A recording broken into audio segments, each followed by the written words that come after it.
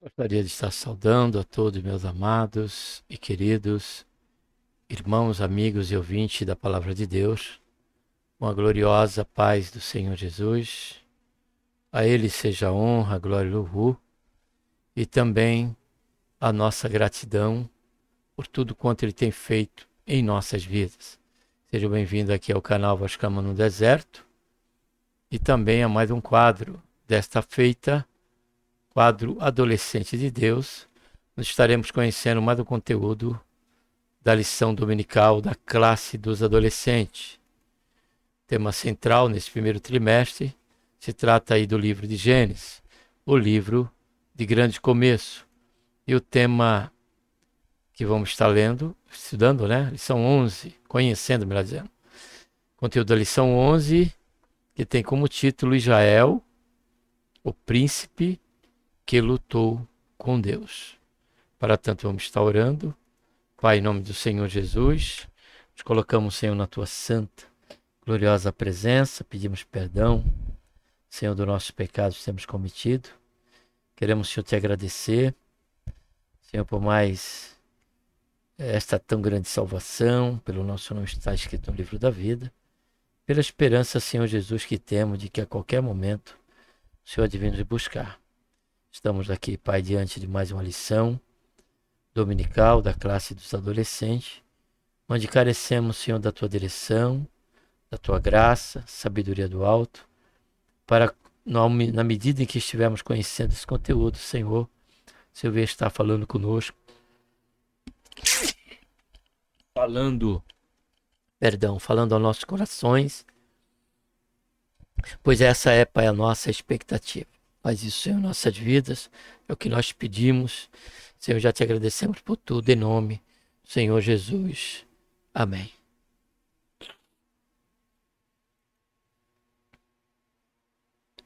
Desculpa aí, irmãos e amados e queridos ouvintes, por esse momento, tá? Acabou vindo aqui um momento de espirro, né? Então, vou estar aqui abrindo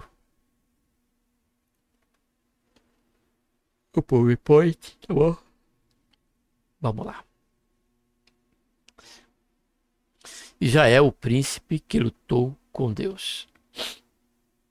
Vamos ler aqui Gênesis, capítulo 31, versículo 3 e 13 a 18. Vamos lá então, Gênesis, capítulo 31. Deixa eu só confirmar, tá? 31, 3, 13 a 18 primeiro, né? 31, 3. Disse o Senhor então a Jacó: volta para a terra de teus pais e para a tua parentela, e eu serei contigo. Versículo 13. Eu sou Deus de Betel, onde ungiste uma coluna, onde me fizeste um voto. Levanta-te, pois, sai-te desta terra e volta para a terra da tua parentela. Então lhe responderam Raquel e Leia: temos nós ainda parte ou herança na casa de nosso pai? Não somos tida por ele como estrangeiras? Pois nos vendeu e consumiu todo o nosso preço. Toda a riqueza que Deus tirou de nosso pai é nossa, e de nossos filhos, portanto, faze tudo o que Deus te mandou. Levantou-se, pois, Jacó e fez montar seus filhos e suas mulheres sobre os camelos, e levou todo o seu gado e toda a sua fazenda que havia adquirido, o gado que possuía, que havia adquirido em Padã Arã, a fim de ter com Isaque, seu pai, na terra de Canaã. A próxima leitura, capítulo 32, próximo capítulo, versículo 1 e 22 a 28. O versículo diz: Jacó também seguiu o seu caminho e encontraram-no os anjos de Deus. Versículo 22 ao 28. Naquela mesma noite levantou-se, tomando suas 2 mulheres, suas 2 servas, seus 12 filhos, passou o val de Jaboque. Tomou-os e fê-los passar o ribeiro, fez passar tudo o que tinha. Jacó, porém, ficou só e lutava com ele um homem até o romper do dia. Quando ele viu que não prevalecia contra ele, tocou-lhe a juntura da coxa e se deslocou a juntura da coxa de Jacó, enquanto lutava com ele. Disse o homem: deixa-me ir, porque já vem rompendo o dia. Jacó, porém, respondeu: não te deixarei ir, se me não abençoares. Perguntou-lhe, pois, qual é o teu nome? E ele respondeu: Jacó. Então disse: não te chamarás mais Jacó, mas Israel, porque tens lutado com Deus e com os homens, e tens prevalecido. A mensagem diz: então o Senhor Deus disse a Jacó: volte para a terra dos seus pais, onde estão seus parentes, e estarei com você. Vamos descobrir. Jacó fugiu de casa por causa da ira de seu irmão Esaú. Anos após, Deus mandou que Jacó voltasse para a terra de seus pais. Certamente, ele refletiu sobre algumas questões, talvez se perguntando como seria essa jornada ou o que encontraria na casa de seu pai Isaque. Depois de tantos anos fora de casa, talvez a ira de Esaú tivesse acabado ou ainda poderia estar guardada, esperando o momento certo para a vingança. Jacó não sabia o que o aguardava, mas reuniu suas forças, família e bens e partiu uma jornada confiando apenas em Deus. Primeiro ponto, a família de Jacó. Jacó e suas esposas e concubina. Jacó casou-se com Léia e Raquel. Isso não foi uma ordem de Deus. Também não foi algo que Jacó aprendeu em casa. Seu pai, Isaque, casou-se apenas com uma mulher, Rebeca. O padrão bíblico para o casamento é de um homem e uma mulher numa união que só deve ser desfeita pela morte. Se eu não estiver equivocado, nós consideramos essa questão no casamento ali entre Isaque e Rebeca, né? Na lição passada, lição número 10. Vamos continuar aqui. Porém, devido a um costume da época e artimanha de Labão, Jacó casou-se com 2 esposas e teve filhos com elas. Ele também teve filhos com a escrava de sua esposa, que foram concubinas de Jacó. Labão tinha dado sua escrava Zilpa para sua filha Léia, e Bila foi dada como escrava a Raquel. Isso foi feito segundo a cultura da época, e os filhos que nasceram de Zilpa e de Bila tinham mesmo direitos que os filhos de Léia e Raquel. O importante aqui a tratar com os amados e queridos adolescentes é que, já foi dito isso até mesmo aqui no canal, não me lembro qual mensagem, qual foi o momento, mas aqui é importante compreender que a palavra de Deus está acima da cultura. A cultura não está acima da palavra de Deus. O que precisamos fazer é buscar em Deus sabedoria e graça para que não venhamos, ser servos da cultura, escravos da cultura, ou obediente à cultura, quando ela por si, dentro dos seus aspectos em si, que viemos a tratar dentro dessa cultura, desse bojo da cultura em que vivemos, venha desobedecer a palavra de Deus, venha afetar os princípios eternos de Deus. Observe que, fazendo lembrança aqui sobre isso, nós observamos que Paulo, ele tratou desse aspecto aí dentro do particular da mulher que tinha cabelo e aqui não tinha. Porque naquela época as prostitutas ali em Coríntio, naquela época, cultura, as prostitutas elas rapavam a cabeça.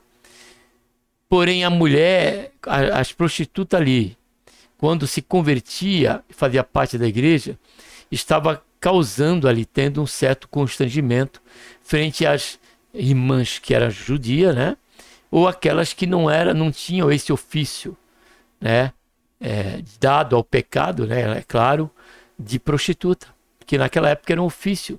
E elas, para serem identificadas, elas rapavam a sua cabeça. E Paulo, ele trata ali, na primeira carta de Coríntios, sobre isso, trazendo ali uma atitude para que aquela cultura, ou aquelas irmãs que estavam se convertendo e que vinham da prostituição, até que o cabelo crescesse, elas viessem ali a estar usando o véu. E quanto às mulheres que tinham cabelo comprido, já não era necessário, porque Paulo dizia que o véu, né, à vista dos anjos, era como um véu. Os cabelos compridos era como um véu. Então ali Paulo trata da igreja de Coríntios, daquele momento e daquela cultura. O que fica para nós ali é o ensino e o aprendizado que Paulo deixa com respeito ao princípio de como agir. Nós, como cristãos, dentro de cada cultura especificamente. Então, logo, não era da vontade de Deus que Jacó tivesse várias esposas, ou duas esposas e mais as concubinas, ou tivesse ali, né, tratado delas como se fosse esposa e tendo filho com elas. Isso era parte de uma cultura, e lembrando, nesse tempo não vigorava ainda a lei, porque a lei, se foi antes da lei, e estava sendo a lei só foi homologada através de Moisés. Aí sim, Moisés ali passa a tratar dessas questões, né? Quando no capítulo 24 de Deuteronômio, ainda assim ele abre ali um parênteses, né? Moisés abre ali uma exceção por conta da lei ali do irmão não ter esposa, não ter filho, e aí a mulher, ou melhor dizendo, a mulher não ser aceita pelo marido, depois de casado, ele poderia dar uma carta ali de liberação para ela, de desquite, né, ou de divórcio. Então, observe que Deus sempre está agindo dentro da cultura, através do seu servo, buscando ali o equilíbrio.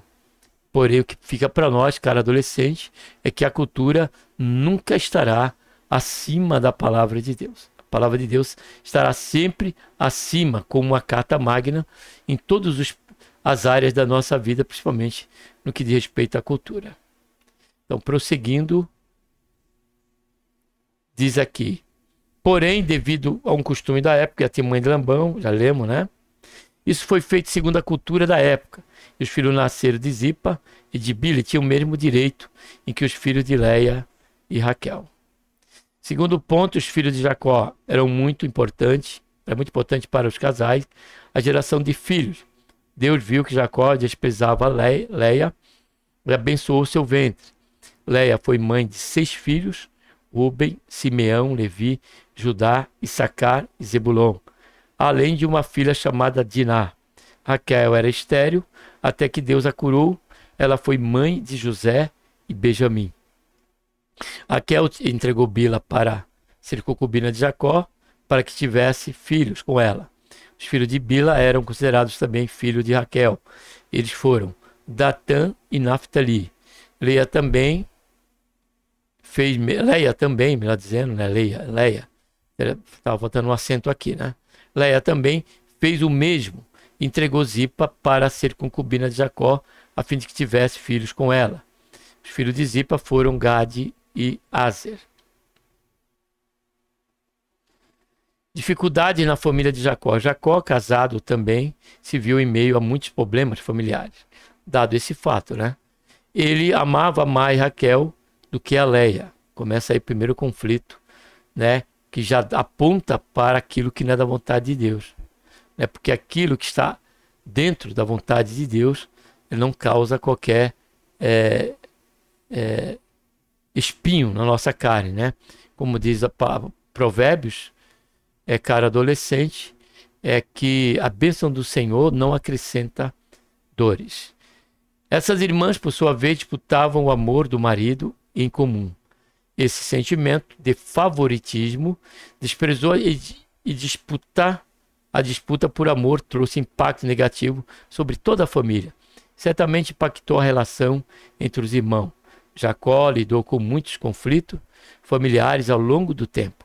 Por exemplo, quando a família foi morar em Siquém, um homem naquela cidade ficou apaixonado por Diná, filha de Leia. O jovem abusou da moça. Indignado, Simeão e Levi, irmão de Diná, mataram todos os homens daquele lugar. Isso colocou em risco toda a família, que foi sujeita a uma vingança. Em outra ocasião, Jacó também teve a dor de ver sua amada Raquel morrer quando deu à luz a Benjamim. Assim, tiveram que lidar com o luto em um momento que deveria ser apenas de festa. Alguns anos após, o filho José foi vendido pelos próprios irmãos, que estavam motivados por ciúme e ressentimentos, porque também aí tinha o caso do favoritismo, quando Jacó passou a dar ali uma túnica, né, colorida para José, então isso acabou gerando esse ciúme no seu demais irmão e ressentimentos também. Jacó passou anos achando que José tinha falecido e chorando com sua ausência. Em outra ocasião, 2 netos de Jacó, chamados Er e Onã, filho de Judá, foram mortos pelo próprio Deus porque eram terríveis e malignos. E mais uma vez a família do patriarca precisou enfrentar o luto. Voltando para a terra de origem, Jacó inicia sua viagem de volta. O irmão de Esaú já não era um homem sozinho, tinha 2 esposas, 2 concubinas, muitos filhos, servos, muitos bens. Depois que Deus mandou que ele voltasse para casa, Jacó arrumou tudo e partiu sem avisar ao sogro.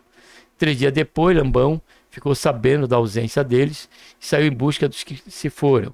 Uma noite antes de alcançá-lo, Labão foi advertido por Deus de que nada deveria fazer contra Jacó. Quando se encontraram, houve uma discussão e um pacto. Labão acusou o grupo de fugir e de ter tomado deuses fabricados de sua casa. Raquel realmente tinha levado os ídolos consigo, mas ninguém descobriu.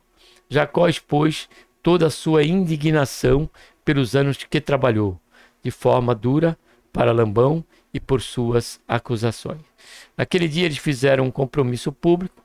Jacó deveria zelar por sua esposa e tanto Jacó como Labão deveriam seguir seu caminho, porém não deveria ultrapassar o limite territorial que estava sendo estabelecido naquele momento. Um acordo de paz foi firmado, resolvida a questão. Na manhã seguinte, Labão beijou suas filhas e seus netos, despediu-se de todos e voltou para sua terra. Jacó e toda a sua gente foram em direção à terra seu pai, e eles podiam continuar a viagem em paz. A jornada, que começou turbulenta, se tornou tranquila. Temos que lembrar aqui, cara adolescente, que essa questão de tudo, né, ter o seu fim em águas brandas foi justamente por obediência a uma ordem que Deus deu. Observe que Deus se mostrou para Jacó e falou para ele retornar para sua casa, para a casa da sua parentela. Então, diante da ordem de Deus e da predisposição em obedecer a ele, ainda com todos os riscos que ele tinha, como foi lido ali na primeira parte, se não estiver equivocado, vamos descobrir, e Jacó, ele prosseguiu e foi próspero durante a jornada, independente dos percalços que lhe surgiram nessa trajetória. Então, o que não fica para nós, aqui para a nossa prática de vida, cara adolescente, é que nós precisamos prezar sempre pela obediência a Deus. Jacó procurou seu irmão com humildade, se apresentando como servo de Esaú. A resposta dos enviados foi que Esaú estava indo ao encontro com 400 homens. O medo e a preocupação tomaram conta de Jacó, que faz parte de qualquer um de nós. Nessa aflição, Jacó foi buscar a Deus em oração, lembrando de suas promessas.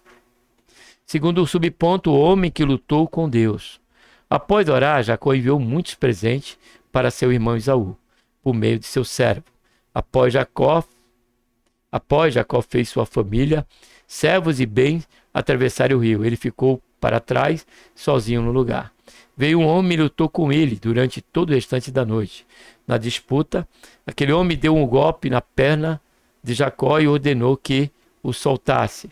Mas o filho de Isaque exclamou: não solta enquanto o Senhor não me abençoar. Em seguida o homem perguntou: como você se chama? Ele respondeu: Jacó. Ou seja, reconheceu-se conhecido em sua casa como um enganador. Confessou, né, a sua debilidade. Deus muda o nome de Jacó. O ser celestial enviado por Deus, que lhe tocou Jacó, disse que seu nome seria mudado. Ele passou a se chamar Israel, pois lutou com Deus e os homens e prevaleceu. Jacó saiu daquele lugar transformado. Sua convicção era a de ter visto Deus face a face. O novo homem, Israel, com fé, seguiu seu caminho. Já encontrou-se com Esaú, seu irmão. Nesse reencontro, não houve luta ou brigas, mas abraço, perdão e choro. A última palavra que Esaú tinha dito sobre Jacó é que o mataria. Mas depois de tantos anos, o Senhor promoveu a paz entre os irmãos. Concluindo, por ordem divina, Jacó voltou para a terra de seus pais. Apesar de ser uma viagem difícil, Deus guardou aquele homem e toda a sua família. O Senhor transformou Jacó. Ele passou a se chamar Israel.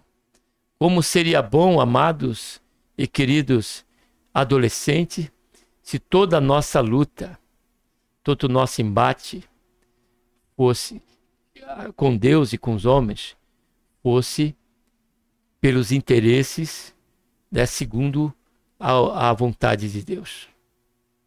Jacó lutou com Deus, com aquele homem, porque disse ao texto que ele lutou com Deus e com os homens e prevaleceu. Então, se Deus é por nós, Deus ele nos dará a vitória. Deus nos fará triunfar na nossa jornada, porque tudo começou com a promessa, começou com Deus. Foi num sonho, ao fugir de Esaú, que diz a Bíblia que Jacó se deitar sobre uma pedra.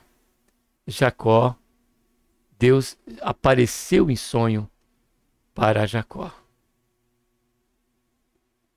Deus apareceu em sonho para Jacó e fez a promessa para Jacó que da semente dele, Deus abençoaria, né, todas as famílias da terra, porque essa promessa se seguia pela semente de Abraão, pela qual foi Isaque e também agora foi Jacó. Então, o que fica para nós é que se tivermos que lutar com Deus, que trata aqui, podemos trazer como uma figura para a questão da persistência, da insistência com Deus, com o Senhor, por certo, o Senhor há de nos conceder a graça. O Senhor há de nos conceder, né, o que almejamos. O que precisa e tem que ficar para nós é que, independente disso, precisamos reconhecer o nosso lugar. O lugar da nossa total dependência de Deus. Entender e compreender as nossas fragilidades, as nossas debilidades. Foi isso que aquele anjo fez com que Jacó se lembrasse ao tocar ali nas pernas de Jacó e fazer com que ele ficasse manco.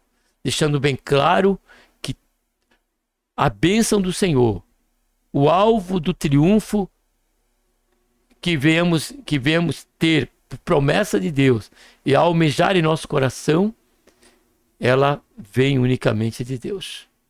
E não do braço de carne, mas unicamente dele. É do Senhor que procede a vitória para nossas vidas. Amém?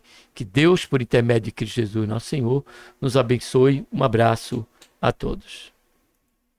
Vamos estar orando, né? Deixa eu voltar aqui. Vamos estar orando. Pai, em nome do Senhor Jesus, nos colocamos, Senhor, na tua santa, gloriosa presença. Pedimos perdão, Senhor, nosso pecado. Te agradecemos por todo esse conteúdo. O que fica para nós, ó Pai, aqui durante esta lição, é que precisamos prezar pela obediência e entender que ainda que prezamos em obedecer ao Senhor, isso não nos exima de percalços nessa trajetória, dessa comunhão, dessa submissão ao Senhor. Porém, fica para nós a certeza de que nós somos mais do que vencedores, Pai, em Cristo Jesus, nosso Senhor. Essa é a garantia que a Tua palavra nos concede. Por isso, Pai, nos abençoa, nos faz viver, Senhor, esta verdade e não venhamos lutar contra ao Senhor em desobediência, mas que estejamos, Senhor, a lutar com o Senhor, a insistir, a persistir, Senhor, por aquilo que esteja buscando almejarmos, esteja no centro da Tua vontade, esteja alinhado com a Tua vontade e que em tudo, ó Pai, o Teu nome seja glorificado. Faz isso, Senhor, em nossas vidas, é o que nós oramos e já Te agradecemos por tudo em nome do Senhor Jesus. Amém.